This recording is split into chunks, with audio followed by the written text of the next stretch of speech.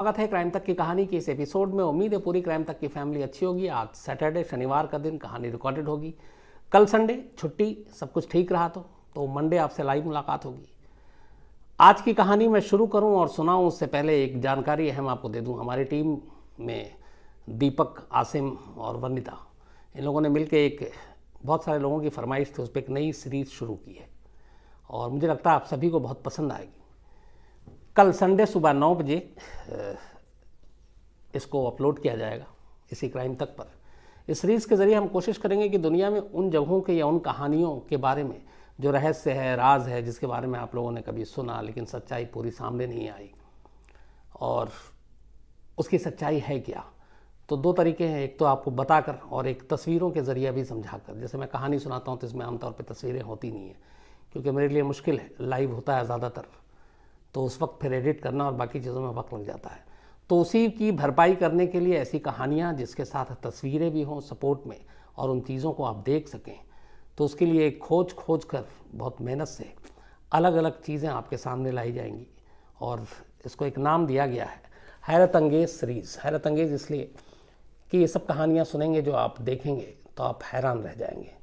तो इसी हैरत अंगेज़ सीरीज़ सीज़न 1 के तहत कल सुबह 9 बजे संडे को आप देख पाएंगे एक यूनिट 731, दुनिया के शायद सबसे ज़्यादा ख़तरनाक टॉर्चर रूम कहें या फिर जो एक्सपेरिमेंटल रूम कहें, जहाँ इंसानों के ऊपर इंसान ने कैसे जुल्म ढाए, क्या क्या रिसर्च किए, वो कहानी सुनेंगे आपके रोंगटे खड़े हो जाएंगे। तो कल सुबह 9 बजे हैरत अंगेज़ सीरीज़ में यूनिट 731 आसिम आपको सुनाएंगे, आसिम आपको बताएंगे। तो देखिए और अपनी राय ज़रूर दीजिएगा, मेल भी लिखिएगा और मुझे भी बताइएगा, ताकि उसमें जो कमियां हों उसको और बेहतर कर सकें। और आप लोगों के पास कुछ सुझाव है तो ज़रूर दीजिएगा। तो संडे सुबह 9 बजे हैरत अंगेज़ सीरीज़ की शुरुआत आप ज़रूर देखें। तो ये तो हो गई जानकारी क्राइम तक फैमिली के लिए। अब आते हैं आज की कहानी पर।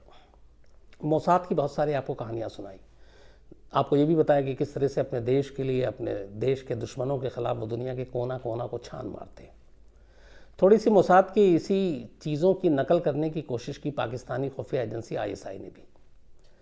आईएसआई यूरोप और अमेरिका में जो पाकिस्तान के ख़िलाफ़ जो उनके दुश्मन हैं, उनको ख़ास तौर पर अपने ही लोग, उनको ढूंढ ढूंढ के किस तरीके से मारा, ये कहानी आज की उसी के ऊपर है, लेकिन कहानी फोकस है एक शख्स के ऊपर। पाकिस्तान के 4 अलग अलग प्रांत हैं, ये आप सभी जानते हैं, जिसमें सबसे बड़ा प्रांत जो स्टेट है, राज्य है, वो बलूचिस्तान है। बलूचिस्तान पाकिस्तान बनने के बाद से ही लगातार इस बात के लिए ज़ोर देता रहा है कि वो एक आज़ाद मुल्क के तौर पर रहना चाहता है, लेकिन पाकिस्तान ने ऐसा किया नहीं। जब बंटवारा हुआ था तब भी उसमें से एक, जो अलग अलग उस वक्त रियासतें हुआ करती थी, एक ने ये कहा था कि हम अलग रहेंगे, लेकिन पाकिस्तान ने सैन्य शक्ति का इस्तेमाल करते हुए फिर पूरे बलूचिस्तान पर कब्जा कर लिया। बलूचिस्तान में बहुत सारे खनिज हैं, बहुत सारे वहाँ पे कुदरती चीज़ें हैं, अच्छा खासी, मतलब वहाँ पे सारी चीज़ें हैं कुदरती, और वो अपने एक, उनकी अपनी एक पहचान भी है।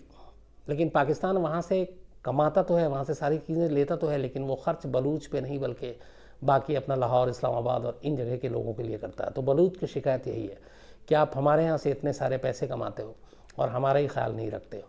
और इसीलिए बलूच में अलग अलग फोरम है जो अपनी बलूच की आज़ादी के लिए लड़ाई लड़ते हैं और लड़ते चले आ रहे हैं आज तक। इसी बलूचिस्तान की इस आज़ादी को, लड़ाई को दबाने के लिए पाकिस्तानी सेना और पाकिस्तानी खुफिया एजेंसी आईएसआई दोनों हमेशा काम करती रहती हैं। जो ज़रा सी आवाज़ उठाता है उसे मार दिया जाता है। बलूचिस्तान में एक रूटीन सा बन गया है कि हर दूसरे तीसरे दिन वहाँ लाशें मिल लेती हैं, अनजानी लाशें, कहीं पड़ी हुई हैं, कहीं सड़क पर, कहीं बाग में, कहीं किसी और जगह पर। और कई बार, ज़्यादातर ऐसा होता है कि एक साथ 2 से 4 लाशें एक साथ पड़ी होती हैं। लाशों को देखने के बाद लगता है कि उनके ऊपर काफ़ी जुल्म ढाया गया, उनको काफ़ी टॉर्चर किया गया और फिर उनको मारा गया। कई लाशें ऐसी हैं जिनके हाथ पैर काट दिए गए, कई के गुप्तांग काट दिए गए, कई लाशों को गला दिया गया एसिड और उसके ज़रिए। तो ऐसी लाशों का मिलने का सिलसिला आज से नहीं बल्कि पिछले 10 सालों से चला रहा है। कहते हैं कि अघोषित तौर पर अब तक हज़ारों लाशें ऐसी मिली हैं जिनका कोई नाम लेवा नहीं है। और आलम यह है कि आप इसी से अंदाज़ा आप लगा सकते हैं कि पाकिस्तान के सुप्रीम कोर्ट के चीफ जस्टिस इफ्तिखार चौधरी इफ्तिखार चौधरी वही हैं जिनको कुछ दिनों के लिए हटा दिया था नवाज शरीफ ने, फिर वापस आए। इफ्तिखार चौधरी ने बाकायदा एक बार बलूचिस्तान सरकार को ये ऑर्डर दिया था। तब उनके सामने सिर्फ ये आई थी बात कि 2 साल में सरकार ही आंकड़े थे पाकिस्तान के कि 350 लाशें अलग अलग जगहों पर मिली हैं और कुछ पता नहीं कि वो कौन है, उनको किसने मारा, क्यों मारा। तो ये मामला जब सुप्रीम कोर्ट तक पहुंचा तो वहाँ के चीफ जस्टिस ने खुद इस पर संज्ञान लिया और बलूचिस्तान सरकार और पाकिस्तान सरकार से जवाब मांगा कि ये पता करो कि ये 2 साल के अंदर 350 लाशें किन लोगों की है, इन्हें किसने मारा, क्यों मारा, और ये रिपोर्ट आप दें। इफ्तिखार मोहम्मद चौधरी ने बाकायदा ये बात, और कमाल ये था कि पाकिस्तान की सुप्रीम कोर्ट इस्लामाबाद में बैठती है। इफ्तिखार अहमद चौधरी ने एक विशेष अदालत लगाई थी इसकी सुनवाई के लिए बलूचिस्तान की राजधानी कोयटा में जाकर, और कोयटा में उन्होंने ये फैसला दिया था कि इन लाशों के बारे में आप बताओ कि इन लाशों की सच्चाई क्या है। और इसी बलूचिस्तान से जुड़ी हुई एक और भी कहानी है जो कभी आपको डिटेल में सुना होगा कि नवाब बुख्ती जो वहाँ के चीफ मिनिस्टर और दूसरे अलगाववादी नेता रहे जिनको पाकिस्तानी सेना ने मारा, और बाद में ये था कि परवेज़ मुशर्रफ ने मरवाया, परवेज़ मुशर्रफ पे बुख्ती के कत्ल को लेकर मुकदमा चल रहा है, तो ये भी वहीं से जुड़ा हुआ है। तो खैर ये है कि किस तरीके से वहाँ लाशें मिलती हैं। खुद सुप्रीम कोर्ट तक अगर ये कहे कि इन लाशों के बारे में पता करें तो आप अंदाज़ा लगा सकते हैं कि क्या होगा। ऐसी ही लाशें जब मिलनी शुरू हुई 2010 से काफ़ी ज़्यादा तादाद में, और बलूचिस्तान में आज़ादी को लेकर आवाज़ शुरू से उठ रहे हैं, तो वहाँ ऐसी आवाज़ उठाने वाले लोगों को खामोश करने का काम पाकिस्तान की सेना और पाकिस्तानी खुफिया एजेंसी ISI करती है। मीडिया को भी वो डरा धमका कर रखते हैं। पाकिस्तान के बलूचिस्तान से भी बाहर आए तो वहाँ की मीडिया बहुत ज़्यादा बलूच या बलूचिस्तानियों के बारे में या उनके जुल्म के बारे में नहीं लिखती है या नहीं दिखाती है। लेकिन बलूचिस्तान के कुछ ऐसे जर्नलिस्ट हैं, कुछ ऐसे पत्रकार हैं जो हिम्मत करके फिर भी इस जुल्म के ख़िलाफ़ लिखना शुरू करते हैं। कई ऐसे लिखते हैं जिन्हें गायब कर दिया जाता है, कि मार दिया जाता है। ऐसी एक जर्नलिस्ट बलूचिस्तान के तेज़ तर्रार साजिद हुसैन बलूचिस्तान में पैदा हुए और पाकिस्तानी आर्मी और पाकिस्तानी खुफिया एजेंसी ISI के ख़िलाफ़ लिखना शुरू किया। जब वो लिखना शुरू किया और इन लाशों का सच सामने लाने लगे, बताया कि किस तरह से इन सारी लाशों में जो कॉमन चीज़ें थी 2 थी कि इन सब के सर में गोली मारी जाती, उसके बाद उससे पहले उन्हें बहुत टॉर्चर किया जाता, फिर लाश को ले जाके कहीं फेंक दिया जाता, और उन लाशों के बारे में कभी कोई जांच या छानबीन होती नहीं। होती भी क्यों, जब खुद जिसके हाथ में कानून है और वही कातिल भी है, तो फिर जांच कैसे करेगा। तो साजिद हुसैन ने इन सच को सामने लाने की हिम्मत दिखाई। नतीजा ये हुआ कि उन्हें धमकियां मिलनी शुरू हो गई, जान से मारने की धमकियां मिलनी शुरू हो गई, और वो अपने कई साथी पत्रकार का हश्र देख चुके थे जो गायब हो गए, जिन्हें मार दिया गया। लेकिन फिर भी डटे रहे साजिद हुसैन, लिखते रहे। लेकिन फिर एक वक्त ऐसा आया जब उन्हें लगा कि अब शायद उनकी जान न बचे और बलूचिस्तान में उन्हें ISI या पाकिस्तानी आर्मी मार डालेगी। उनके दोस्तों, घर वालों ने उन्हें मशवरा दिया कि बलूचिस्तान छोड़ दो वरना मारे जाओगे। साजिद हुसैन को भी लगा कि बेवकूफ़ी है, मुहिम चलाना है तो कहीं और से भी चला सकते हैं। ये सोचकर वो बलूचिस्तान से चुपचाप निकल लेते हैं। अपनी बीवी, अपनी बेटी और अपने बेटे, इन तीनों को छोड़कर 2012 में साजिद हुसैन बलूचिस्तान से निकल जाते हैं। निकलने के बाद वो पहले दुबई जाते हैं, फिर ओमान जाते हैं, फिर युगांडा जाते हैं, कुछ दिन वहाँ रहते हैं। बाद में फिर कुछ उनके जानने वाले और कुछ दोस्त थे जो स्वीडन में रह रहे थे, तो उन्हें कहा जाता है कि तुम स्वीडन आ जाओ। साजिद हुसैन स्वीडन पहुंच जाते हैं और स्वीडन में जाकर अपने एक दोस्त के साथ रहते हैं, और फिर वहाँ पे वो एक शरणार्थी के तौर पर वो मांगते हैं, और उन्हें जो है असाइलम भी मिल जाता है। वहाँ पे स्वीडन की सरकार दे देती है। वहीं एक यूनिवर्सिटी में पढ़ाने लगते हैं, और उसी यूनिवर्सिटी में अपने मास्टर कोर्स की डिग्री भी, वो पढ़ाई भी खुद करने लगते हैं, और साथ में ऑनलाइन एक पेपर से जो बलूचिस्तान के जुल्म की कहानियाँ थी उसकी मुहिम को चलाने का वो सिलसिला जारी रखते हैं। बलूचिस्तान टाइम्स नाम का एक ऑनलाइन न्यूज़पेपर शुरू करते हैं स्वीडन से, और अपनी आवाज़ लगातार उठाते रहते हैं। धीरे धीरे वक्त बीतता है। ये बात पाकिस्तानी खुफिया एजेंसी आईएसआई, पाकिस्तानी सेना, इन सबको भी पता है कि साजिद हुसैन निकल गया है। साजिद हुसैन अब स्वीडन में है, वहाँ से भी पता है कि साजिद हुसैन निकल गया है। साजिद हुसैन अब स्वीडन में है, वहाँ से भी वो अपनी मुहिम चला रहा है। और बलूच लोगों पे होने वाले जुल्म की सारी कहानियाँ एक तरह से वो उनके पर्दाफाश कर रहा है। इससे पाक आर्मी और आईएसआई दोनों नाराज़। स्वीडन में रहते हुए वक्त हो चला था अब साजिद हुसैन को। स्वीडन की राजधानी जो है स्टॉकहोम, वहाँ के पास एक अकाला नाम की जगह है जहाँ पे वो अपने दोस्त के साथ रहते थे और अपनी मुहिम चला रहे थे। इसी दौरान में होता यह है कि दोस्त के साथ रहते हुए काफ़ी वक्त हो गया, उन्हें लगा कि ठीक ठाक वो अपनी यूनिवर्सिटी में पढ़ाई भी कर रहे हैं, बाकी चीज़ें चल रही हैं, तो एक अलग रेंटेड हाउस लेने के लिए कि अलग से अब रहा जाए, दोस्त पे कब तक बोझ बने। तो अब तक अकाला में ये रहते थे, वहाँ से थोड़ी दूरी पर, लगभग 45 मिनट या 1 घंटे की दूरी पर एक दूसरा थोड़ा सा छोटा सा इलाका है, शहर उपसाला। तो साजिद हुसैन उपसाला में एक किराए का घर देखते हैं और उसके बाद वहाँ शिफ्ट होने का फैसला करते हैं। 2 मार्च की सुबह 9 साढ़े 9 बजे वो उसी जगह पे उपासला, वहाँ पे वो जाते हैं ताकि घर अपने रेंटेड हाउस की घर की चाबी ले सकें और फिर घर शिफ्ट कर सकें। 2 मार्च 2020, इसी साल, अभी मतलब सिर्फ 2 महीने पहले वो जाते हैं, ट्रेन में सवार होते हैं। 40-45 मिनट के सफ़र के बाद वो उपासला रेलवे स्टेशन पे उतरते हैं।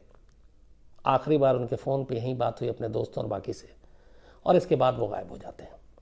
ट्रेन से उतरकर उपासला तक वो पहुंच चुके थे, उसके बाद साजिद हुसैन का कोई पता नहीं। अब शाम हो गई, शाम तक वापस लौटना था, लौटे नहीं। अकाला में उनके दोस्त को फिक्र हुई, दोस्त ने कॉल किया, फ़ोन मिल नहीं रहा है। बाकी उनके जानने वालों को कांटेक्ट किया, पता चला कि किसी भी कांटेक्ट में नहीं है। तो आखिरकार थक हार कर रात भर इंतज़ार करने के बाद 3 मार्च को इनके दोस्तों ने पुलिस में जाने का फैसला किया और पुलिस में जाकर साजिद हुसैन की गुमशुदगी की रिपोर्ट लिखा दी। पुलिस ने अपनी शुरुआती छानबीन की और उससे लगा कि कहीं वो अपनी मर्जी से चले गए, इसलिए उतना सीरियसली भी नहीं लिया और रिपोर्ट तो लिख ली। लगा कि आ जाएंगे, इंतज़ार करेंगे, क्योंकि अभी 24 घंटे से ज़्यादा हुआ नहीं है। लेकिन फिर 3 से 2 दिन और बीत गए, 5 मार्च आ गया, साजिद हुसैन का कोई सुराग नहीं मिला, पता नहीं मिला।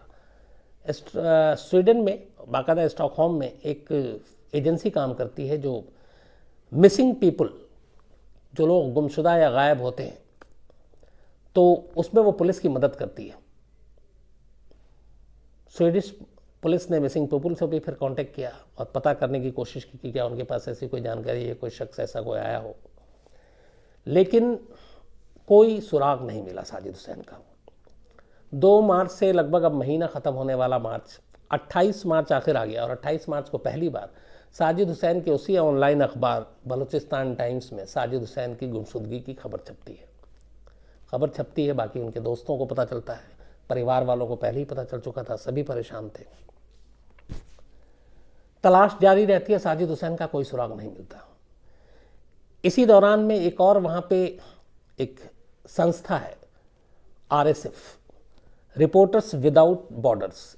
ये एक रिपोर्टर्स विदाउट बॉर्डर नाम से ही है कि यहाँ पे कोई ये नहीं है कि किसी बाउंड्री खींची हुई नहीं है कि ये जर्नलिस्ट फलाने देश का नागरिकता। ये पूरे देश में ऐसे रिपोर्टर जो अपने अपने देशों में सताए हुए हैं, जिनके पीछे सरकार है, जिन्हें डराया धमकाया जा रहा है, तो एक तरह की ये इंटरनेशनल ऑर्गेनाइजेशन है।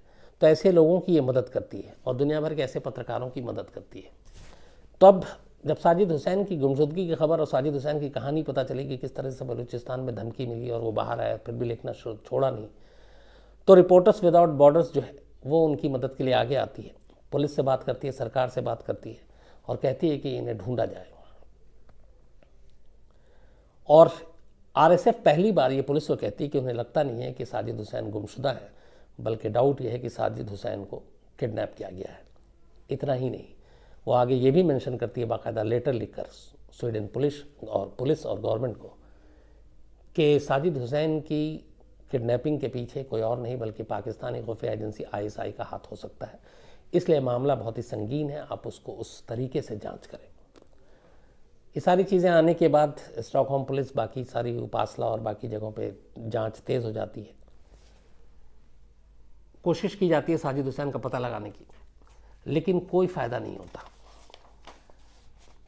2 महीने बीत जाते हैं। 2 मार्च को साजिद हुसैन गायब हुए और 1 मई मजदूर दिवस के दिन उपासला के पास एक नदी है, उस नदी से साजिद हुसैन की लाश मिलती है। पुलिस को खबर मिली, पुलिस गई, लाश उठाती है, पोस्टमार्टम के लिए भेजती है। साजिद हुसैन के जिस्म में कहीं भी किसी चोट के या जख्म के कोई निशान या खरोज भी नहीं। तो अब सवाल यह है कि साजिद हुसैन की लाश वहाँ तक कैसे पहुँची, डूबने से मौत हुई या कुछ और वजह है। इसको लेके अब जांच शुरू हुई। जो भी RFI और बाकी जो सारे ऑर्गेनाइजेशन थे, इन लोगों ने सीधा सीधा इल्ज़ाम लगाया कि ये काम ISI का है। अब ऐसा क्यों? शुरुआती जांच में भी पुलिस ने इसको सिंपल सा केस नहीं लिया, वो माना कि इसके पीछे साजिश है और साजिश गहरी है। इसके बाद जब तफ्तीश की गई तो पता चला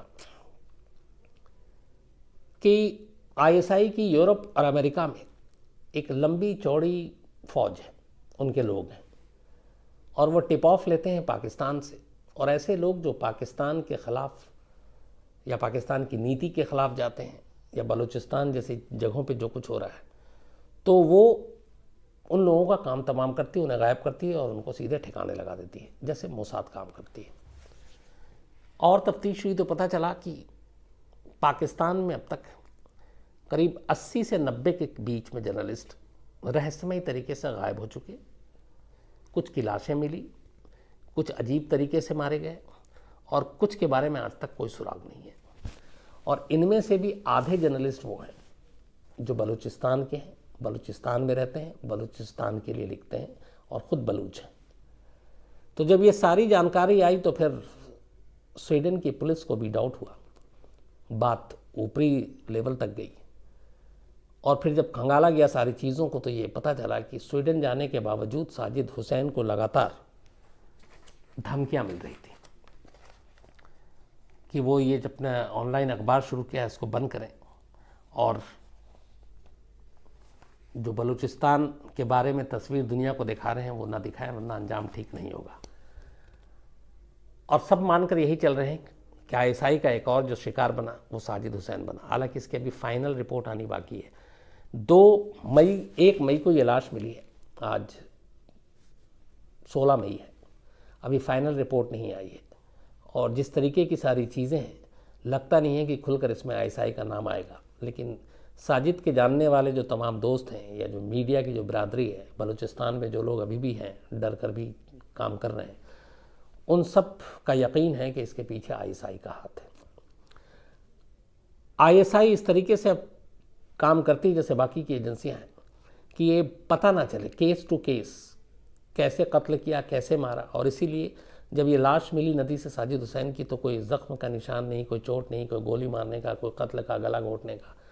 तो उसमें ये भी है कि कुछ ऐसी चीज़ दी गई, स्लो पॉइज़न दिया गया, क्योंकि लाश गायब होने के 2 महीने के बाद मिलती है।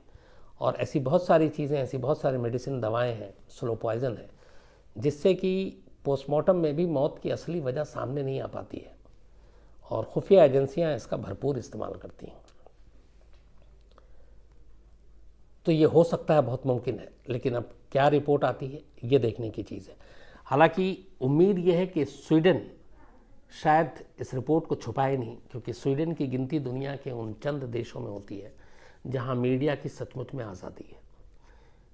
एक सर्वे हुआ था जिसके मुताबिक सबसे ज़्यादा जो मीडिया जहां पे आज़ाद है उन देशों के नाम कौन कौन से हैं, तो उसमें पहला नाम आया था नॉर्वे का, कि नॉर्वे से ज़्यादा अभिव्यक्ति की आज़ादी और किसी देश में नहीं है, मीडिया जिस तरीके की आज़ाद है। दूसरा नाम आया था फिनलैंड का, तीसरा नाम आया था डेनमार्क का, और चौथे नंबर पर है स्वीडन, जहाँ से साजिद हुसैन गायब हुए। तो उम्मीद यही है कि अपनी इस जो रेटिंग है, जो रैंकिंग है, उसका हक निभाते हुए स्वीडन जो है सच्चाई को दुनिया के सामने लाएगी और बताएगी कि इसके पीछे क्या हाथ था। सरकार ने, वहाँ की स्वीडन की सरकार इस मामले में कई अपने एग्जाम्पल सेट कर चुकी है। एक चाइनीज़ जर्नलिस्ट को स्वीडन ने अपने यहाँ शरण दिया था, बाद में वो चाइनीज़ जर्नलिस्ट स्वीडन की उसने नागरिकता भी ले ली, फिर वो किसी काम से थाईलैंड गया, लेकिन स्वीडन की सरकार इस मामले में कई अपने एग्जाम्पल सेट कर चुकी है। एक चाइनीज़ जर्नलिस्ट को स्वीडन ने अपने यहाँ शरण दिया था। बाद में वो चाइनीज़ जर्नलिस्ट स्वीडन की उसने नागरिकता भी ले ली। फिर वो किसी काम से थाईलैंड गया, लेकिन थाईलैंड जब गया तो चीनी खुफिया एजेंसी ने उसको पकड़ लिया और उसको वापस चीन ले गए, चूँकि वो चीन की सरकार और उनकी नीतियों के खिलाफ लिखता था। फिर चीन में मुकदमा चला, उसे 10 साल की सज़ा सुना दी। इस पर स्वीडन ने बाकायदा चीन से बात की और कहा कि ये हमारा नागरिक है, आप हमें इसको कानूनी मदद देने के लिए हमको एक्सेस दिया जाए वहाँ पे। चीन ने कह दिया कि नहीं, अब उसने स्वीडन की नागरिकता छोड़ दी है, वापस चीनी नागरिकता बन गया है। लेकिन फिर भी स्वीडन नहीं माना और एक स्वीडन में जर्नलिस्ट, जैसे जर्नलिस्ट जिनको उनके देश में डराया धमकाया जाता है, उनके लिए इंटरनेशनल लेवल पे एक अवार्ड दिया जाता है हर साल। तो स्वीडन ने सिर्फ चीन को ये दिखाने के लिए उस साल का ये अवार्ड उसी चीनी जर्नलिस्ट को दिया, जिससे चीन और भड़क गया। चीन ने धमकाया तक कि स्वीडन तुम हमारे आगे कुछ नहीं हो। और सही में स्वीडन छोटा देश है, चीन बहुत बड़ा है। लेकिन स्वीडन ने कहा कि इन धमकियों से हम नहीं डरते हैं, सच के साथ रहेंगे। और सच ये है कि आपने उसको गलत तरीके से जेल में डाला है, आप वो हमारा नागरिक बन चुका है, आप हमें उसके हवाले कर दीजिए। ऐसा हुआ नहीं। इसी के उलट दूसरी कहानी है। अगर जर्नलिज्म और मीडिया की आज़ादी की बात करें तो पाकिस्तान शायद सबसे नीचे में आता है, जहाँ आज़ादी नाम की इतनी चीज़ नहीं। ख़ासतौर पर अगर बलूचिस्तान को सामने रख के बात करें तो बलूचिस्तान की एक ऐसी कहानी कि एक शख्स, उसका बेटा गायब हो गया और उसके बेटे के बारे में ये था कि वो बलूच की आज़ादी के लिए लड़ाई लड़ा था गुपचुप तरीके से। वो बात पता चल गई और उसके बाद वो गायब हो गया। उसके फादर ने बड़ी कोशिश की उसे ढूंढने की। उन्होंने एक वकील किया कि अपने बेटे का पता लगाने के लिए कोर्ट के ज़रिए कोई ऑर्डर पास हो और सरकार को और पुलिस को ये काम दिया जाए कि उनके बेटे को ढूंढा जाए। तो जैसे ही उन्होंने वकील किया और वो वकील पहली बार अदालत में पेशी में गया, उसके बाद वो लौट रहा था, उस वकील का कत्ल हो जाता है। ये मामला वहीं रुक जाता है। पर बाप बेबस था, अपने बेटे को ढूंढ रहा था।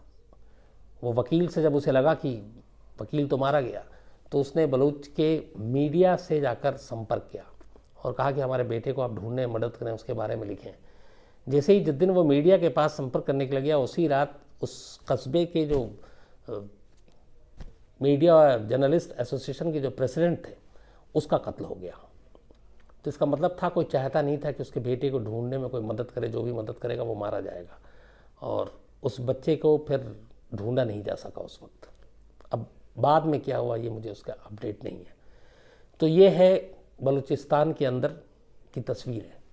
साजिद हुसैन जैसे जर्नलिस्ट जो अपनी जान जोखिम में डालकर, अपनी जान देकर भी सच्चाई से पीछे नहीं हटते, इस दुनिया में वाकई ऐसे कम जर्नलिस्ट होते हैं।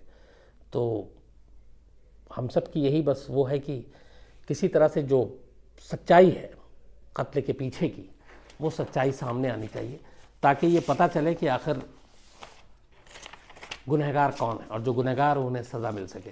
लेकिन पाकिस्तानी आर्मी और पाकिस्तानी ISI जो कि शक है, इन दोनों का नाम आता है। स्वीडन अपनी रिपोर्ट भी दे देती है। मुझे लगता नहीं है कि इन लोगों को कोई सज़ा भी मिल सकती है। बलूचिस्तान की एक दूसरी सच्चाई है कि बलूच की जो राजधानी है कोयटा, कल्लात, खुजदार और मकरान, ये 4 ऐसे जगह हैं, 4 ऐसे बड़े शहर हैं जहाँ सबसे ज़्यादा लाशें मिलती हैं और जहाँ सबसे ज़्यादा लोग गायब होते हैं, क्योंकि इन्हीं जगहों पे बलूच की आज़ादी के लिए सबसे ज़्यादा लड़ाई लड़ी जा रही है। बलूच का मसला हल हो, बलूच के लोग जो चाहते हैं वैसा हो, और वहाँ की प्रेस की जो आज़ादी है वो बरकरार रहे, यही हम लोग चाहते हैं। और साजिद हुसैन के केस के बारे में जब भी कोई अपडेट आएगा, मैं एक बार फिर आपके पास वापस आऊँगा और ज़रूर वो सुनाऊँगा। तो इस कहानी में इतना ही, लेकिन आज कुछ लोगों के लिए कुछ लेकर आया हूँ। एक तो क्राइम टीम तक फैमिली की आजकल जन्मदिन लॉकडाउन में बहुत चल रहा है। सौम्यदीप दत्ता जी है, इनका जन्मदिन है, बर्थडे है। तो सौम्यदीप दत्ता साहब, happy birthday to you. Ambadas Hugar हैं, इनकी 15 मई को जन्मदिन थी, तो आपको belated happy birthday. Karunal Makwana है और इनका जन्मदिन है, तो Karunal happy birthday to you. Ravi Makwana अभी इस वक्त कैमरून में, अफ्रीका में लॉकडाउन में फंसे हुए हैं, और इनके बेटा ये करुणाल मकवाना इनके बेटे हैं, तो लॉकडाउन की वजह से बर्थडे में शामिल नहीं है। लेकिन कोई बात नहीं, रवि साहब, क्राइम तक फैमिली की तरफ से पूरी करुणाल मकवाना को हैप्पी बर्थडे। जब लॉकडाउन ख़त्म होगा अगले साल धूमधाम से आप बर्थडे मनाइएगा। फिर विरल सोसा है, इनका आज जन्मदिन है, इनकी बिटिया मानसवी इन्होंने भेजा है, तो विरल सोसा साहब जन्मदिन मुबारक हो। शेख वकास हैं, 18 तारीख को इनका बर्थडे है, तो आपको एडवांस में हैप्पी बर्थडे, सालगिरह मुबारक। इसके अलावा रवि और सविता है, इनकी पहली शादी की एनिवर्सरी, आप दोनों को बहुत बहुत बधाई। जोगेश और देविका यादू है यड़ू, कल इनकी एनिवर्सरी है, तो जोगेश जी और देविका जी आप दोनों को बहुत बहुत बधाई। माधव सबाले हैं, इसके अलावा राहिल हरदास हैं, और इन्होंने पूछा है मुझे कौन सी ऐसी कहानी है जो सबसे ज़्यादा चौंकाई है जिसकी वजह से सो नहीं पाया हूँ। राहुल साहब किसी दिन तसल्ली से सुनाता हूँ आपको ये। इसके अलावा कदुराशु हैं, जिन्होंने कल दंडूपालिया गैंग की जो कहानी सुनाई थी, इन्होंने मुझे सजेस्ट किया था कि आप ज़रूर सुनाएं, तो थैंक यू, कल मैं बताना भूल गया था कदुराशु साहब। डेविड जॉर्ज हैं, ये अन्नमा वर्गीस की कहानी सुनना चाहते हैं, तो डेविड साहब जल्दी सुनाता हूँ। हरेश चंदेल हैं, इसके अलावा मंगल सिंह सुब्बा हैं, ये नेपाल में हैं। हर्षिता भटनागर हैं सैन डियागो से, और इन्होंने कहा कि जो बहुत सारे मज़दूरों की तस्वीर पूरे देश में इस वक्त हिंदुस्तान में देख रहे हैं, जो पैदल ही घर को जा रहे हैं, बहुत सारे चैनल पे रिपोर्टर उनकी बात करते हैं, उनसे बात दिखाते हैं, बट कोई रिपोर्टर खुद मदद करते हुए नहीं देखा। मैं आपसे सहमत हूँ हर्षिता भटनागर जी, लेकिन कुछ जगहों पे ऐसी हुई है, मैंने देखी है खुद ही, जहाँ पे रिपोर्टर ने पहले अपना काम किया और फिर उन्हें अपनी ही गाड़ी में बैठा कर कुछ जहाँ तक वो जा सकते थे उन छोड़ा भी। कई लोग पानी का बोतल और बाकी चीज़ें दे रहे हैं, लेकिन हाँ, जिस पैमाने पे होना चाहिए नहीं है। तो मैं अपने सारे टीम से कहूँगा कि जहाँ जहाँ ऐसे कोई मददगार मिले ज़रूर करें। आपने बड़ी अच्छी चीज़ कही है, थैंक यू वेरी मच। और आज ही बल्कि यूपी के औरैया में यही मज़दूर राजस्थान से बिहार और झारखंड जा रहे थे, 2 ट्रक आपस में भिड़ गया और 24 मज़दूरों की मौत हो गई और करीब 15 लोग घायल हैं। लॉकडाउन जब से शुरू हुआ है, पैदल अपने घर जाने वाले ऐसे मज़दूरों की तादाद 350 पहुँच गई है, जिनकी मौत सड़क हादसे में हुई है या कोई ट्रेन की पटरी पे सो रहे थे और ट्रेन आकर चली गई। तो ये एक अजीब दूसरी तस्वीर है, जो ऐसा होना नहीं चाहिए, और इन सभी को इनके घर तक पहुँचा सके ऐसा इंतज़ाम होना चाहिए। अब्दुल कादिर हैं, ये LLB की पढ़ाई कर रहे हैं, तमाम आपके लिए नेक दुआएं, आप कामयाब रहें, अच्छे वकील बने। प्रकाश चंदलेकर हैं, ये ऑर्थोपेडिक सर्जन हैं, और इनके एक दोस्त कोरोना पॉजिटिव पाए गए हैं, और इन्होंने कहा कि चूँकि अब वो क्वारंटीन में है, तो कहा कि तुम भी कहानी सुनो, टाइम अच्छा वक्त गुजरेगा। तो प्रकाश चंदलेकर साहब, थैंक यू वेरी मच, और अपने दोस्त का ख्याल रखिएगा और हौसला बढ़ाते रहिएगा। और बहुत सारे तो ऐसे भी लोग हैं जो एसिम्प्टोमेटिक कोरोना के थे, जिनको मतलब कोरोना हो भी गया, वो ठीक भी हो गए, पता भी नहीं चला। तो इसलिए इतना डरने और घबराने की ज़रूरत नहीं है, सब ठीक होगा। वरुण चौहान हैं, इन्होंने कुछ लुक के बारे में लिखा है, वो वरुण साहब तो मैं शेयर नहीं करूंगा सबसे। आशीष शर्मा हैं, इनका ये है कि वायरस होता क्या है, वायरस की कहानी सुनाइए। कुछ झलकियां मैंने सुनाई थी, लेकिन एक दिन आपको डिटेल में वायरस की पूरी जन्म कुंडली बताता हूँ। राजकुमार हैं, और इन्होंने कहा है कि जो फर्स्ट इनकाउंटर है देश का, लोग कहते हैं वो मुंबई में हुआ था, जबकि राजकुमार का कहना है वो गलत है। मैंने भी शायद एक बार सुना है फर्स्ट में। इनका कहना है कि पहला इनकाउंटर जो इस देश आज़ाद हिंदुस्तान में हुआ था वो बेगूसराय में हुआ था और कामदेव सिंह का हुआ था। तो इसकी कहानी सुनाए। मैं इस पर रिसर्च करता हूँ राजकुमार जी, और फिर मैं आपको इसकी कहानी ज़रूर सुनाता हूँ। तो आज इतना ही। कल संडे, आप लोग छुट्टी मनाएं, अच्छे से रहें। मंडे आपसे मुलाकात होगी, मंडे कहानी नई की कहानी होगी, रात 9 बजे। हो सकता है कोशिश करूँगा लाइव हो।